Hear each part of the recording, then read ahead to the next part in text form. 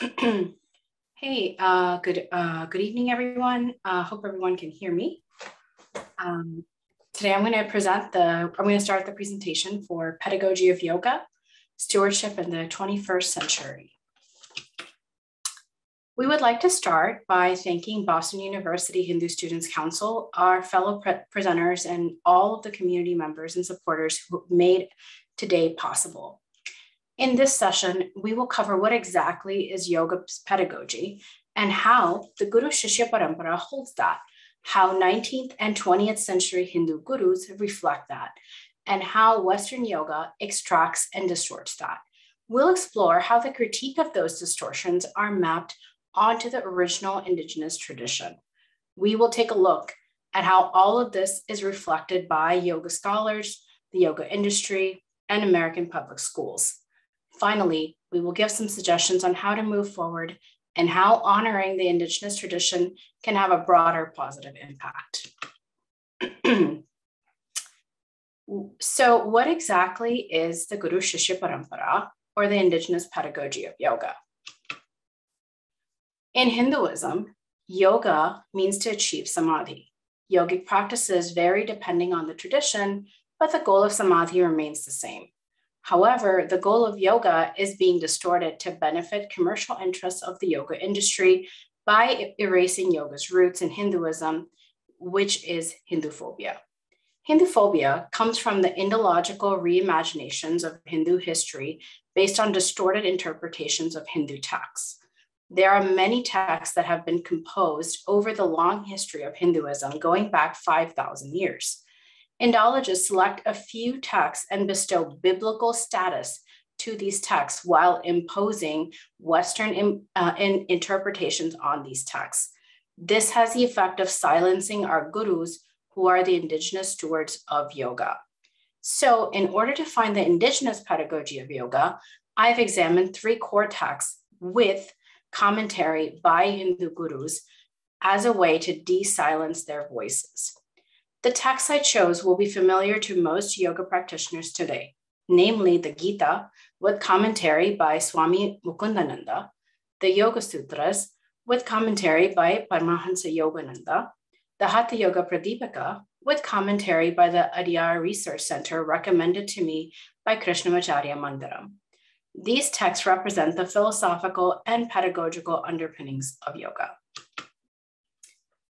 And what I found was they are very consistent about the pedagogy or method of teaching yogic practices, which is Guru is a steward, Guru is self-realized, devotion to Guru is necessary for the practitioner to progress towards samadhi. Guru prescribes best practices for the Shishya based on the Shishya's personal qualities. Guru demonstrates same qualities that Shishya needs to develop through actions like humility, non-attachment, and non-egotism. Yogic knowledge is only given to those who have demonstrated ability. We have a more detailed analysis of these texts in the reference section. Western academia likes to project a discontinuity between pre-modern yoga and quote-unquote modern yoga. According to scholars like Mark Singleton, Sri Krishnamacharya imported British calisthenics into his yoga practice and fundamentally altered yoga from its previous practice. This was done in an era where fitness was a growing trend in nationalistic Indian circles that wanted to project a more masculine Indian image in response to British colonization. Another work edited by Mark Singleton called Gurus of Modern Yoga asserts that the yoga that Swami Vivekananda brought over to the West was more tied to the ideas of Indian nationalism than pre-modern Hindu yoga. So let's examine these supposed modern yoga gurus. Swami Vivekananda reinforced the Guru Shishya tradition. He writes, "The one thing necessary is to be stripped of our vanities, the sense that we possess any spiritual wisdom, to surrender ourselves completely to the guidance of our Guru. This sort of humility will open the door of our hearts for spiritual truths. Truth will never come into our minds so long as there will remain the faintest shadow of ahamkara, egotism. Let's take a look here at the supposed originator of modern yoga, Sri Krishnamacharya, who brought about the era of modern Western yoga according to Western scholars. He writes in his book, Yoga Makaranda, the important condition is to know the secret teachings and practice yoga under the guidance of a competent teacher. The reasons for this restriction is that even though the science of yoga is pure one, common people will be put to a lot of difficulties due to the cunning nature of these practitioners who may misuse yoga. We see that both Swami Vivekananda and Sri Krishnamacharya's views on the pedagogy of yoga are consistent with the quote unquote pre-modern text that came before them. However, Mark Singleton has observed certain truths that the lineages set up by the gurus like Sri Krishnamacharya deviated from the indigenous pedagogy in some significant ways. Swami Vivekananda's historic 1983 speech offers some clue as to why this might be. He says, "I came to seek aid for my impoverished people, and I fully recognize how difficult it is to get help from heathens, from Christians in a Christian land." Western scholars like to project Swamiji's Vedanta tour of the West as a missionary in nature, a deviation from how they perceive Hinduism as non-proselytizing. Instead, it becomes clear that his mission was to demonstrate the value of Hindu knowledge so he could raise funds for starving Indians back home. Let's now examine the Western yoga pedagogy.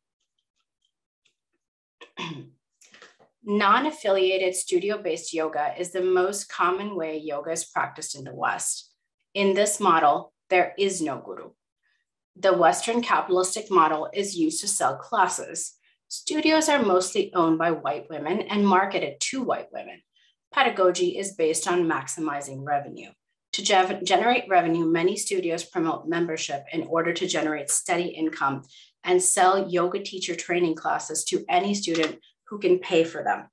No discernment is used to determine the most appropriate practice for the student, and there is no connection or devotion to the yoga teacher. The focus is largely on asana and fitness, which is often used to sell expensive clothes and yoga mats.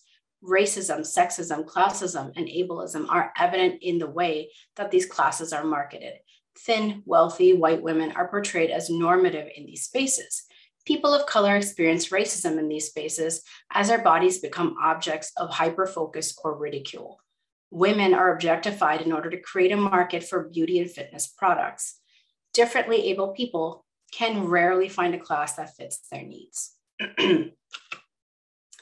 That brings us to lineage-based yoga.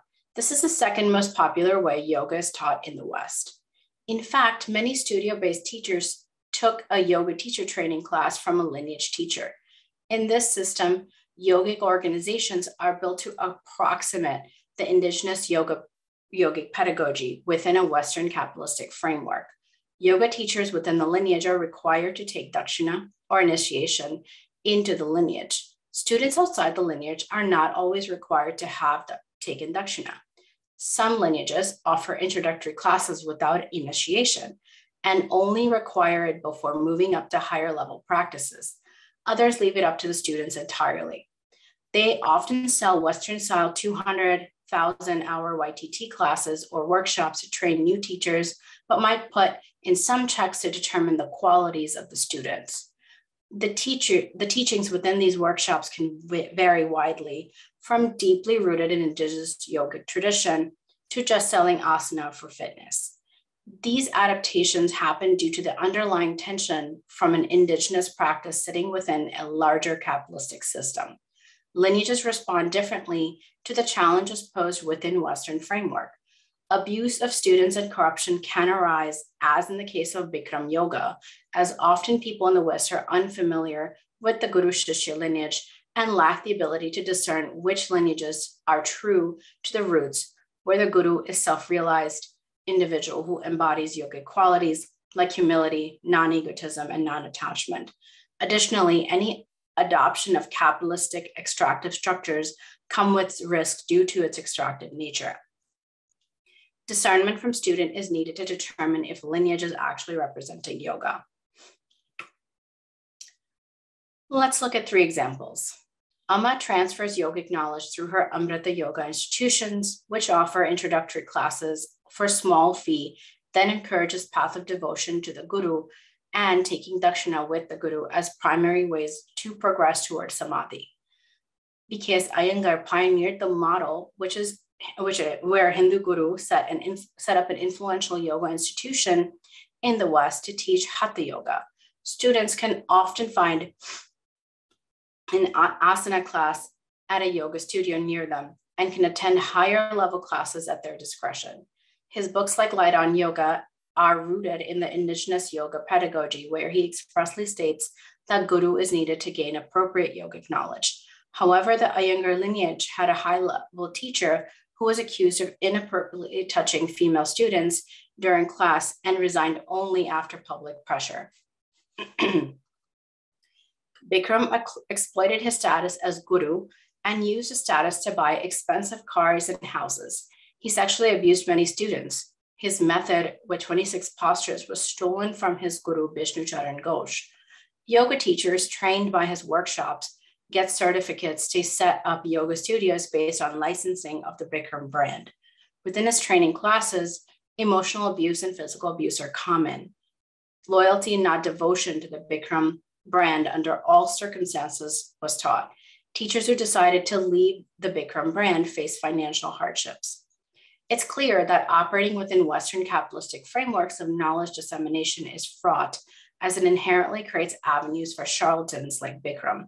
Even lineages that keep many aspects of the indigenous yoga pedagogy are susceptible to such abuses unless the organizations have a way to check itself. Let's briefly remind ourselves of the differences between indigenous and Western pedagogy.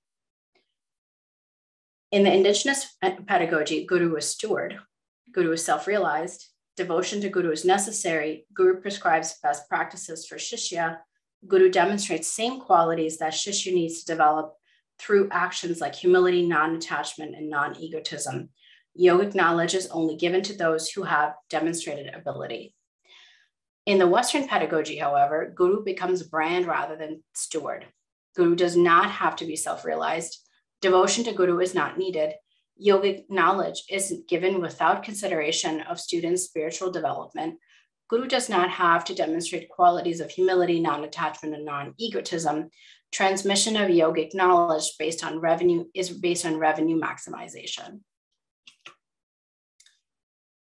Post-lineage yoga is a Western response to the abuses in the Western yoga industry. Scholar Theodora Wilcroft describes post-lineage yoga as a natural evolution of modern yoga towards contemporary yoga. The new yoga is more democratic, self-reliant, and resilient.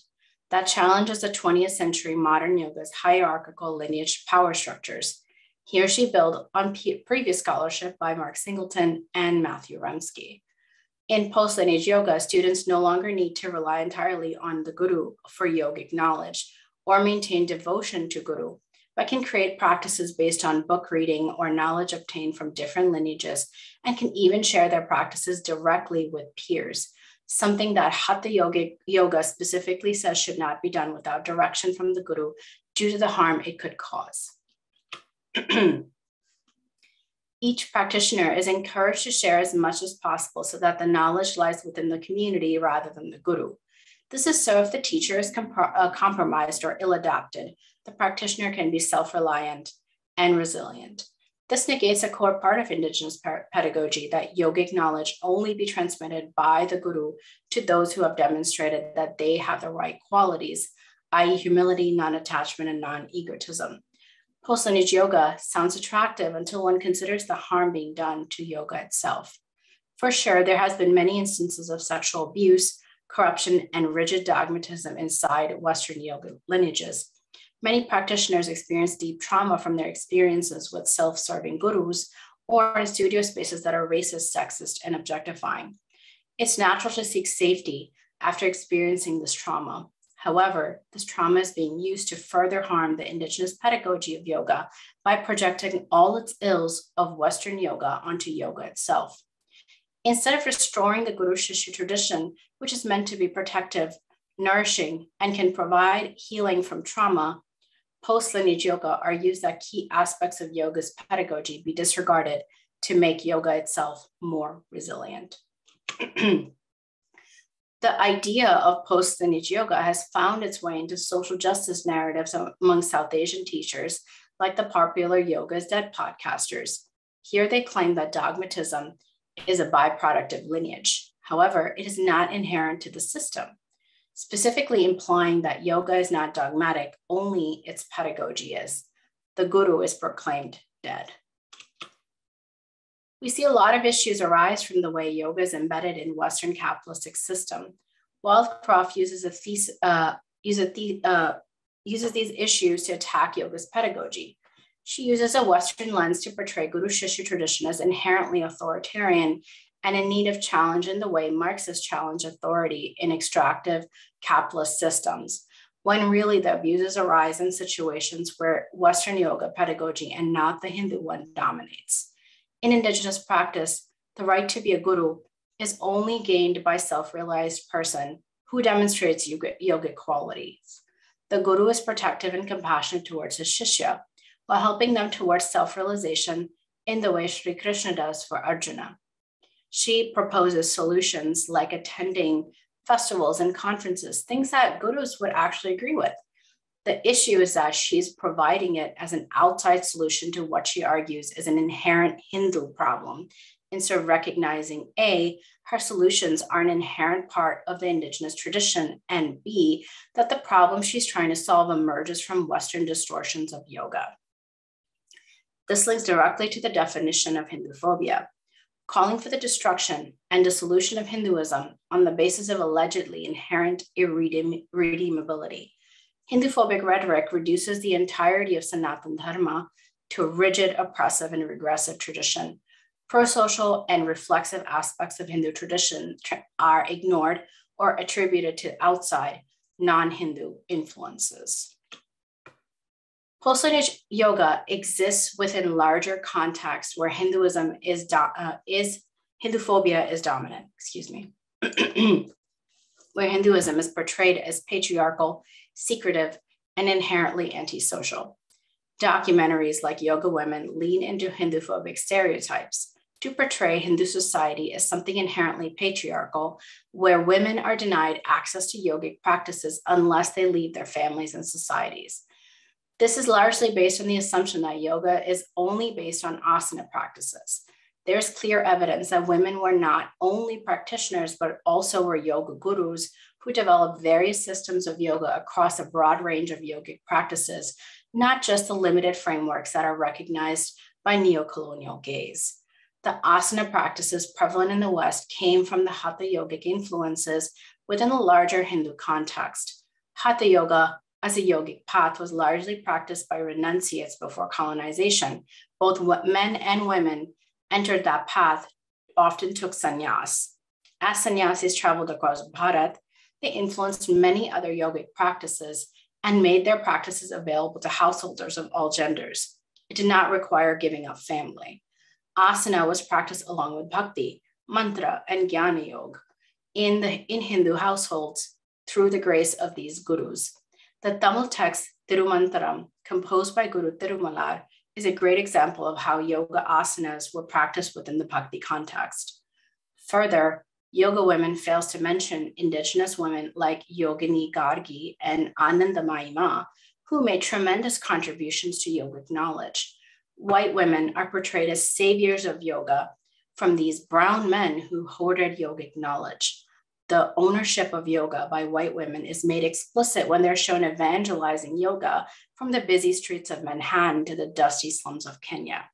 In order to solve patriarchy, yoga women suggest that white women should be given this ownership over yoga to sell it across the globe, even back to indigenous culture that stewarded the knowledge for thousands of years. When really what is needed is a restoration of the stewardship of yoga to the indigenous people.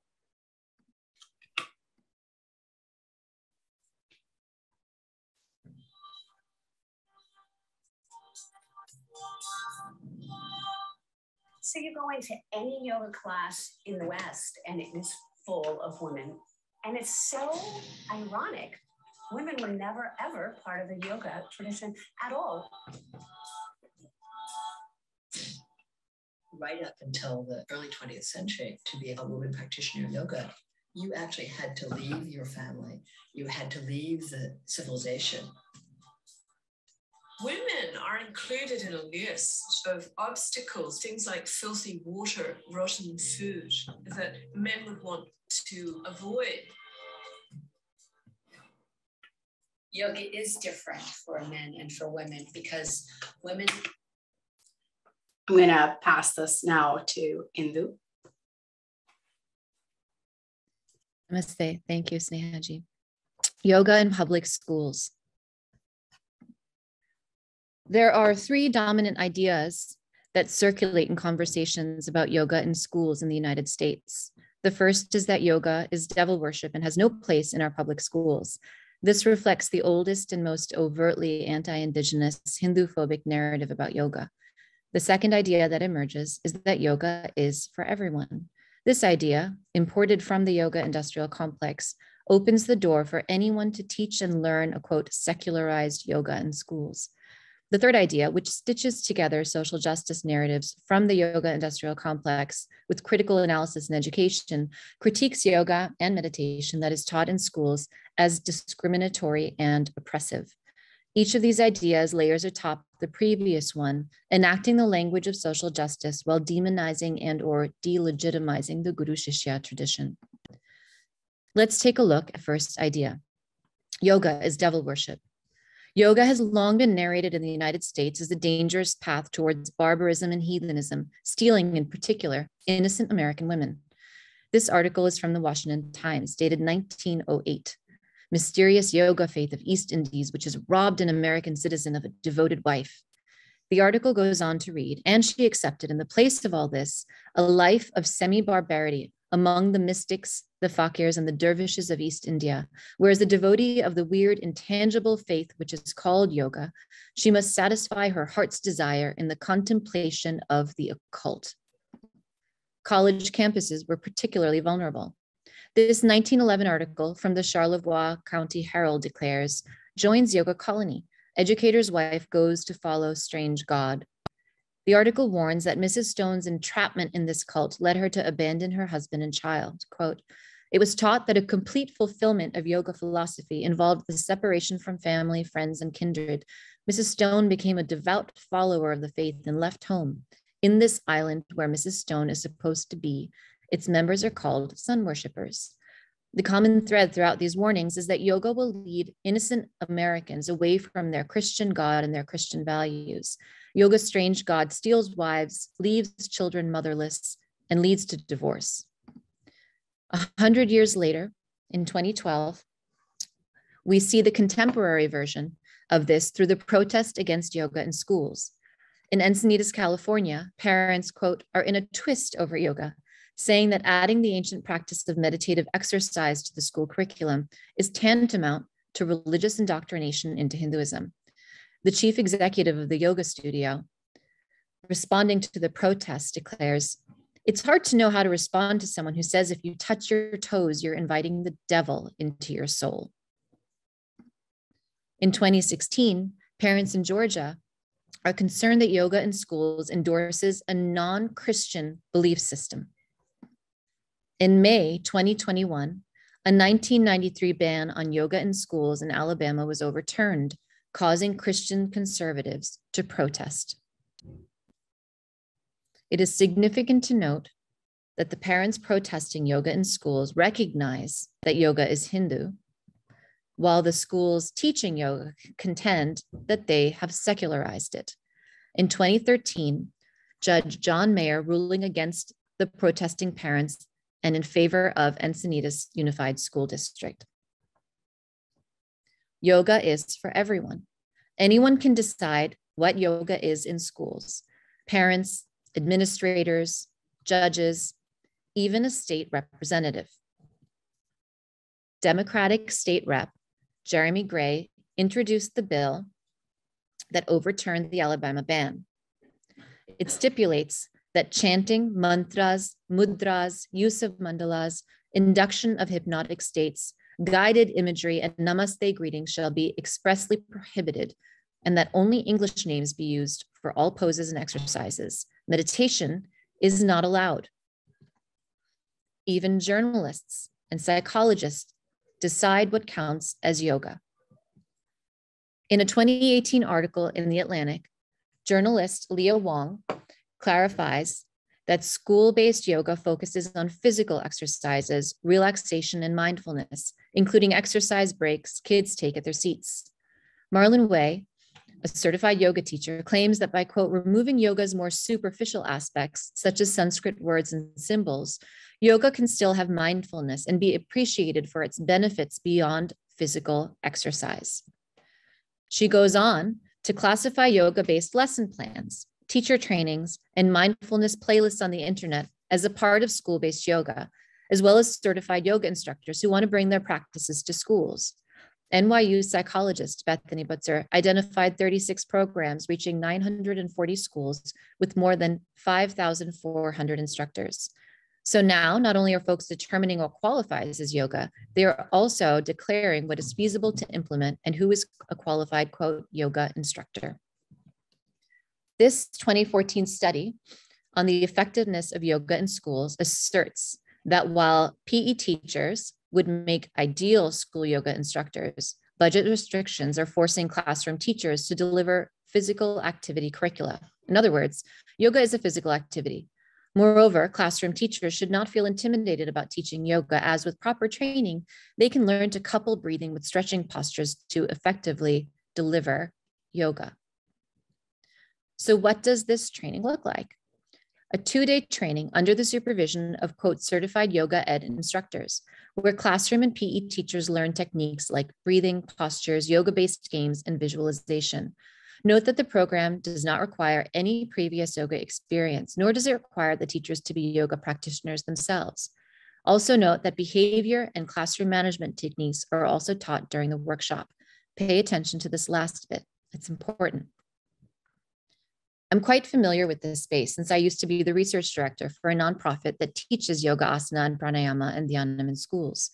Since I've been writing and researching yoga in schools, this kind of stuff comes across my Facebook feed a lot, which proliferated during the pandemic. Here's a recent suggestion. Become a champion of wellness, SEL, and yoga in your school. A 200-hour certified yoga teacher and social emotional learning facilitator, all from the comfort of your own home. Here you see a K-5 art teacher sharing that it sounds fun and helpful to reach kids, asking how much it costs. Breathe for Change says that with its $1,000 educator discount, the training costs a mere $2,000. They also help trainees gain funds from grants, district PD funds, etc. Upon graduation, you will be certified to teach inclusive yoga classes to both adults and young people. Now, I want to make a point here that I'm very sympathetic to the teaching force.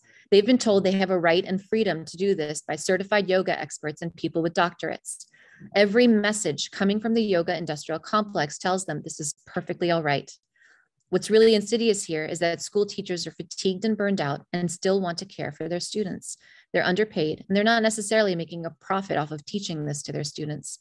This kind of business takes advantage of their sincerity, their burnout, and the frustration they're feeling within a system that places far too much on their shoulders. At this point, it's significant to illuminate some pertinent phenomena and trends that are at the center of critical educational discourse. Let's start with some demographics. About 79% of all US teachers are white. About 76% of all US teachers are women. 78% of school principals are white, and 37% of US public school teachers are evangelical Christians. While white students still make up the largest proportion of the K-12 public school population, that proportion is steadily decreasing over time. Hispanic students make up the second largest proportion, while the proportion of Asian American students is growing at the fastest rate. Both of these groups are largely comprised of first and second generation immigrants. This not only creates a growing gap between the race and ethnicity of the white mononational teaching force and the increasingly non-white immigrant student population, but a massive cultural gap as well. Two other phenomena in education are germane to the discussion of pedagogy and teachers. Teacher education is entwined in a contentious market-based approach to education reform, which includes a test score definition of educational success. There's also a tension between traditional university-based teacher education programs and fast-track teacher training centers that are critiqued for focusing primarily on test prep and behavior management. Each of these factors sits alongside a larger critical discourse about how schools perpetuate race, class, inequities. When yoga is for everyone is taken up within this environment, particularly to help students of color manage their test stress and help teachers manage classroom behavior, yoga is seen and critiqued as a mechanism of white supremacy.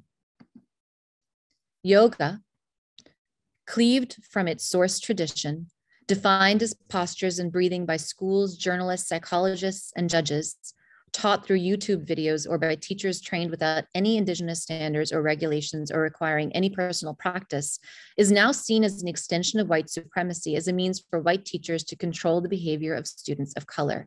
Yoga becomes biopolitics.